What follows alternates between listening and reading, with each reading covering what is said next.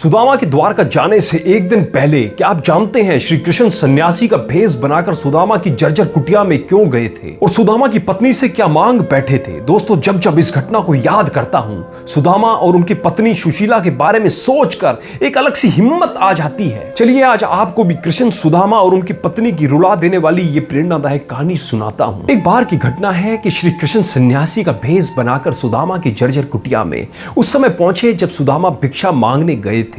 नारायण बिना किसी उद्देश्य ऐसे ही कहीं नहीं पहुंचते हैं। नारायण ने जब कुटिया के सामने पहुंचकर श्री हरि नारायण की आवाज लगाई, तब सुदामा की पत्नी दौड़ी चली आई। पर मन ही मन वह ये विचार कर रही थी कि क्या यह संभव है कि संसार में कोई हमसे भी दरिद्र है जो हमारे द्वार पर भिक्षा मांगने आ गया है। किंतु उनके मुख का तेज देखकर नारायण चकित हो गए। सुशीला का इतना तेज तो उन्हें लक्ष्मी के मस्तक पर भी कभी नहीं दिखा। सुदामा की पत्नी सुशीला ने बड़ी ही विनम्रता के साथ नारायण को घर के सारे बर्तन दिखा दिए और बोली कि मेरे पति अभी भिक्षा लेने गए हैं और वह जैसे ही आते हैं वैसे ही मैं आपको भोजन कराऊंगी। तब तक आप मेरे आंगन में इस आसन पर विराज कर उसे पवित्र कीजिए। उसके आंगन में तो पहले से ही वैराग्य, संयम, सदाचार, नैतिकता और तप का बल था। इसलिए ईश्वर बोले कि मुझे जल ही पिला दे, मैं उसमें ही प्रसन्न हो जाऊंगा। फिर कुछ सोचकर उन्होंने कहा कि महात्मा जरा विराजिए, मैं सरोवर से जल लेकर आई। कृष्ण इस पर प्रसन्न होकर बोले कि मैं इतना भी प्यासा नहीं हूं, मुझे तो तुम भिक्षा में बस एक वचन दे दो, मैं उसी से प्रसन्न हो जाऊंगा। आप अपरिचित हैं और जिन्हें मैं जानती नहीं उन्हें वचन कैसे दे दूं। इस पर भगवान आनंदित होकर बोले कि मैं ऐसा वचन मांगूंगा जो तुम मुझे आसानी से दे पाओ।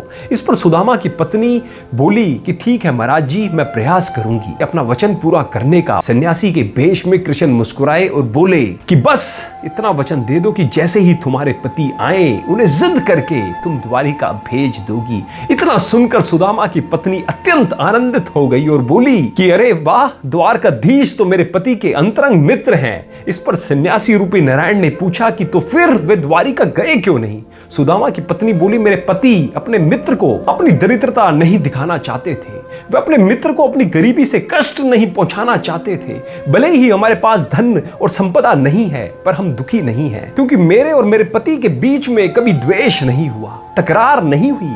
हे सन्यासी, मैं मानती हूँ कि मेरे पति परमात्मा है और वे मानते हैं कि मैं लक्ष्मी हूं। मैं मानती हूं कि हमारे घर धन नहीं है पर हमारे घर में आनंद, शांति, संतोष और प्रसन्नता सदैव रहती है। नारायण उसकी बात सुनकर और उससे वचन पाकर अति प्रसन्नता पूर्वक वहां से इस विश्वास के साथ चले गए कि सुदामा द्वारिका आएंगे।